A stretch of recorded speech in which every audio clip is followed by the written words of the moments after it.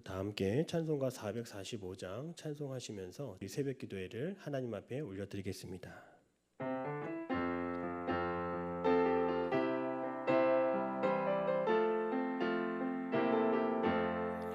대산을 넘어 험곡에 가도 빛 가운데로 걸어가면 주께서 항상 지키시기로 약속한 말씀 변치 않네. 하늘의 영광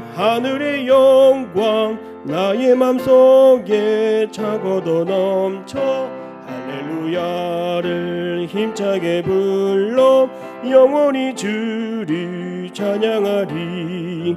캄캄한 밤에 다닐지라도 주께서 나의 길 되시고 나에게 밝은 빛이 되시니 길 잃어버리 염려 없네. 하늘의 영광 나의 맘속에 차고도 넘쳐 할렐루야를 힘차게 불러 영원히 주를 찬양하리. 광명한 그 빛 마음의 바다 찬란한 천국 바라보고 할렐루야를 힘차게 불러 날마다 빛에 걸어가리. 하늘의 영광 나의 맘속에 차고도 넘쳐 할렐루야를 힘차게 불러 영원히 주를 찬양하리.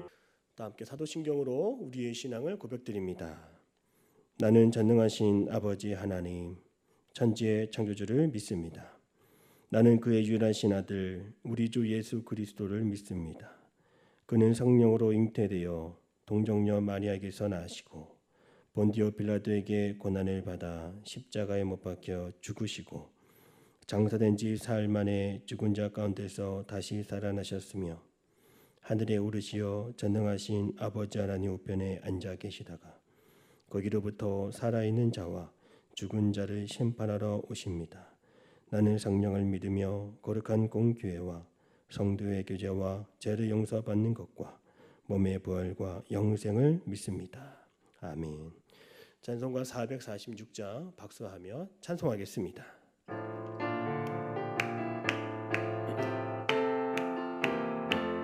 주 음성 외에는 참 기쁨 없도다. 날 사랑하신 주 늘 계시옵소서. 기쁘도다 항상 기쁘도다. 나 주께 왔사오니 복 주옵소서. 나 주께 왔으니 복 주시옵소서. 주 함께 계시면 큰 시험이기네.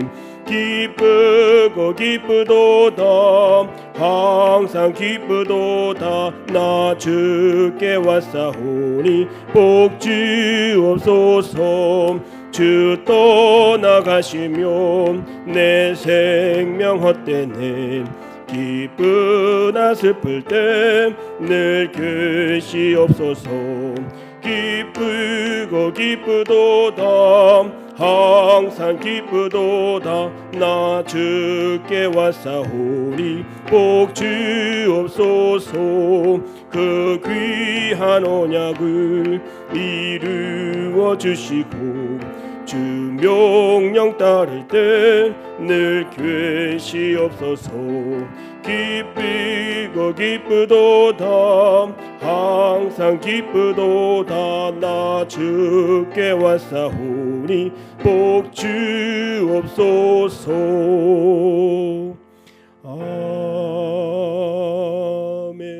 아멘. 오늘 하나님께서 주시는 말씀은 시편 79편 1절에서 13절까지의 말씀이 되겠습니다. 우리 함께 합독하시겠습니다. 하나님의 말씀을 받겠습니다. 하나님이여, 이방 나라들이 주의 기업의 땅에 들어와서 주의 성전을 더럽히고 예루살렘이 돌무더기가 되게 하였나이다.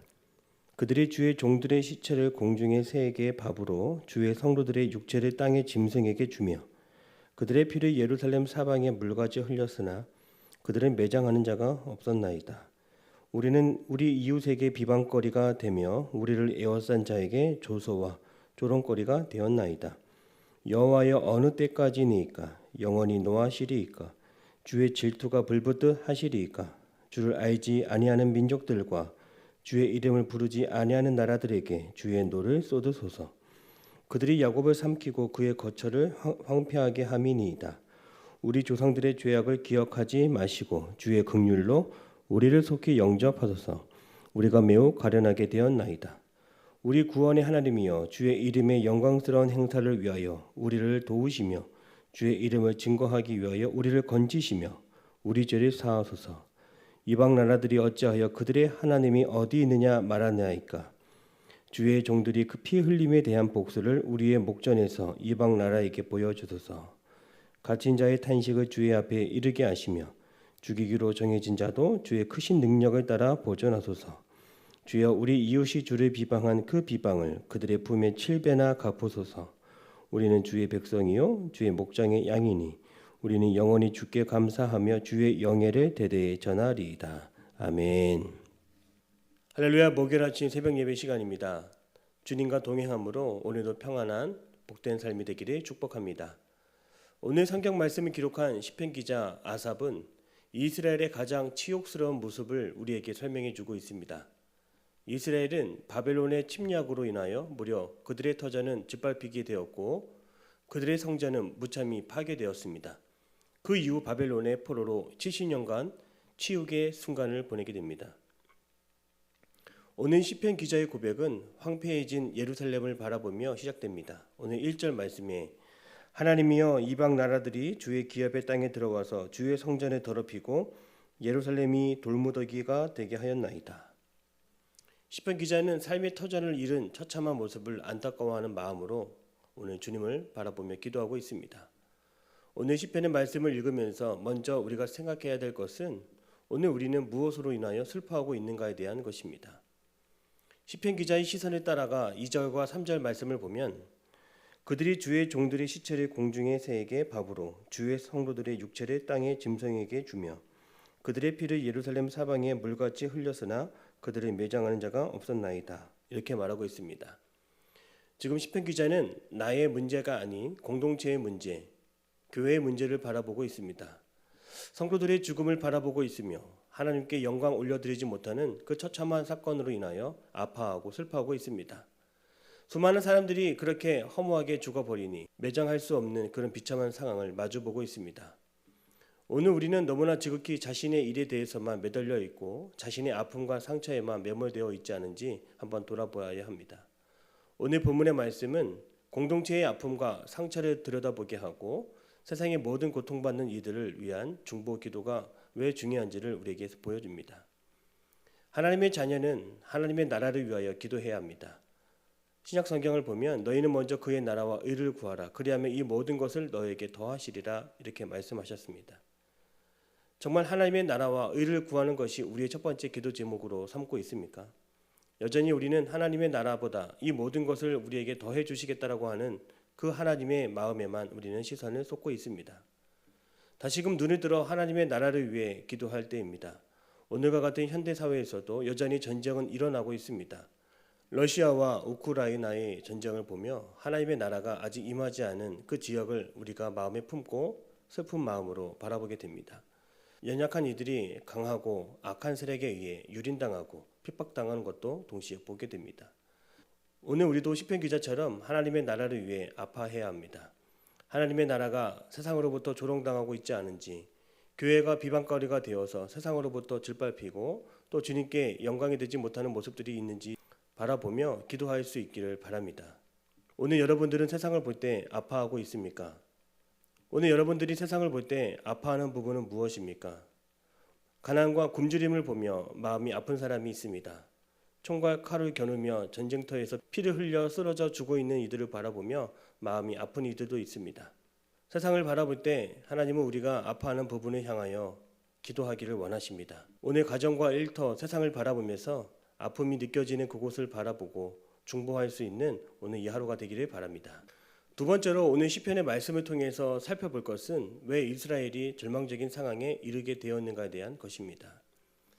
이스라엘의 남유다가 바벨론에 의해 처참하게 짓밟히고 조롱거리가 된 이유가 무엇입니까? 그것은 바벨론 때문이 아니라 이스라엘 백성들이 가지고 있었던 죄악 때문입니다. 이스라엘 백성들은 예루살렘에서 우상을 섬겼고 하나님의 백성이 거룩한 삶을 살기보다 죄악과 광포 그리고 형식적인 예배로 성전을 더럽혔습니다. 이들은 선지자를 통해 주님의 진노와 심판이 있을 것을 이미 말씀을 통해 듣고 있었지만 그들은 진정 듣고 마음에 새기지 않았습니다. 하나님의 진노를 피하며 스스로 돌이키는 사람은 그 누구도 없었습니다. 상황을 깨닫고 눈을 떴을 때에는 이미 예루살렘이 돌무더기가 되었고 그들은 이미 조롱거리가 되었습니다. 오늘 우리도 절망 가운데 아픔 가운데 후회가 밀려올 때가 있습니다. 우리 인생에 후회가 찾아올 때 우리는 더 이상 후회해도 소용이 없다는 것을 뒤늦게 알게 됩니다.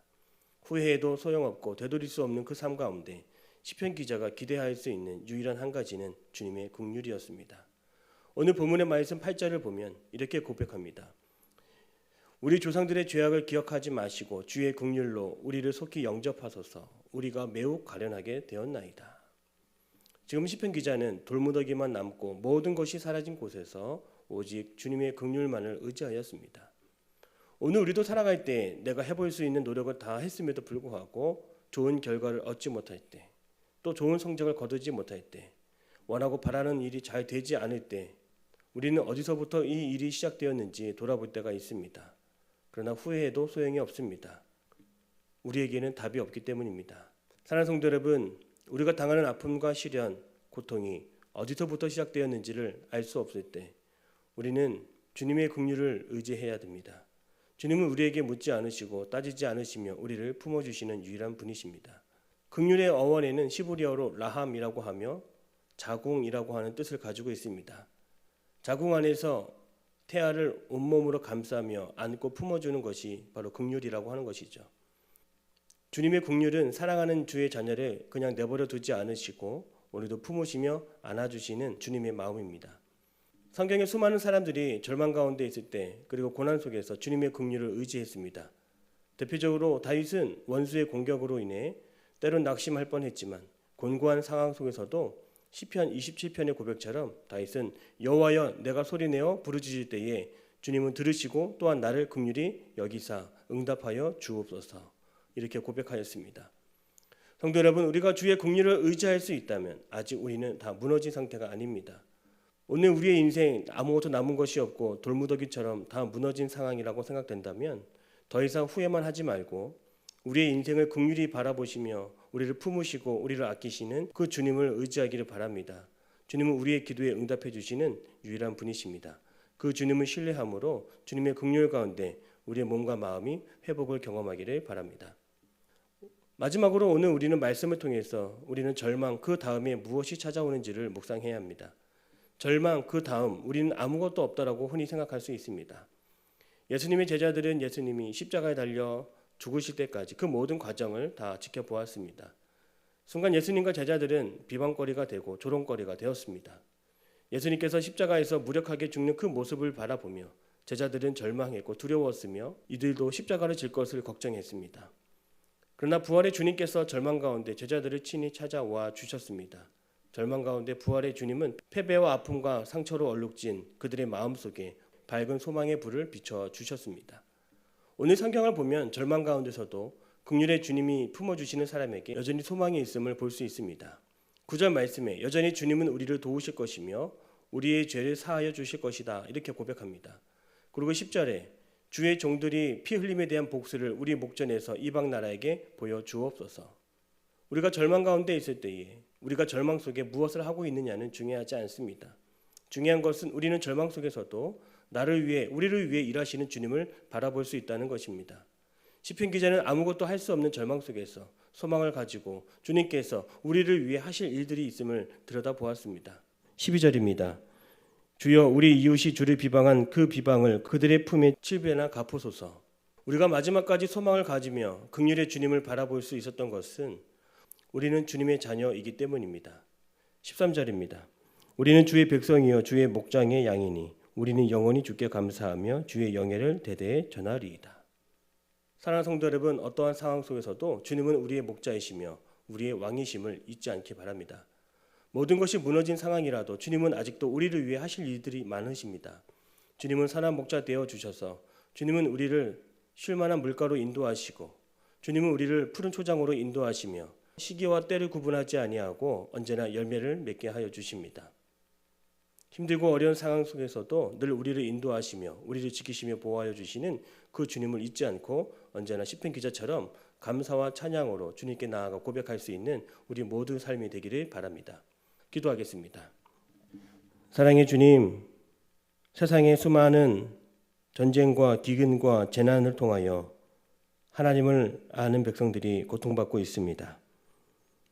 우리가 세상을 바라볼 때에 아픔이 느껴지는 곳을 향하여 기도하게 하시고 오늘 하루 나의 기도 제목보다 공동체와 하나님 나라를 위하여 먼저 기도할 수 있는 복된 하루 되게 하여 주시옵소서. 사랑의 하나님, 우리에게는 긍휼의 주님이 나와 함께하여 주십니다. 언제나 내가 아무것도 할 수 없을 때 그 바닥과 같은 상황 속에서 우리를 긍휼히 여기시며 품으시고 안아주시는 주님을 만나는 하루 되게 하여 주시옵소서. 그로 인하여 절망 가운데 소망을 보게 하시고 끝까지 우리를 일으키시며 우리에게 힘과 능력이 되어주시고 우리가 당한 것을 지켜보시며 그것을 보응하시며 갚으시는 주님께서 늘 우리의 편이 되어주심을 잊지 않는 믿음의 삶이 되게 하여 주옵소서. 오늘 하루도 믿음의 삶을 살아갈 때에 주님께서 주신 비전과 사명을 붙들고 나아가기 원합니다. 112 비전 우리에게 주신 비전으로 삼고 날마다 기억하며 기도하게 하여 주옵소서. 담임 목사님과 늘 언제나 함께하여 주사 성령의 빛과 같이 넘치는 능력으로 함께하여 주옵시며 영역을 7배나 더하여 주실 때에 쇠하지 않는 영역과 지력과 체력으로 주님이 주신 사명을 감당하시는 우리 목사님 되게 하여 주옵소서. 오늘도 새날의 아침을 허락하여 주셨사오니 힘과 능력이 넘치게 하여 주옵시고 우리의 삶 가운데 우리의 발걸음 절망을 넘어서서 소망으로 한 단계 나아가게 하여 주옵소서. 긍휼의 주님께서 우리와 함께하여 주심을 믿사오며 살아계신 예수님의 이름으로 기도드립니다. 아멘. 하늘에 계신 우리 아버지, 아버지의 이름을 거룩하게 하시며 아버지의 나라가 오게 하시며 아버지의 뜻이 하늘에서와 같이 땅에서도 이루어지게 하소서. 오늘 우리에게 일용할 양식을 주시고 우리가 우리에게 잘못한 사람을 용서하여 준 것 같이 우리 죄를 용서하여 주시고 우리를 시험에 빠지지 않게 하시고 악에서 구하소서. 나라와 권능과 영광이 영원히 아버지의 것입니다. 아멘.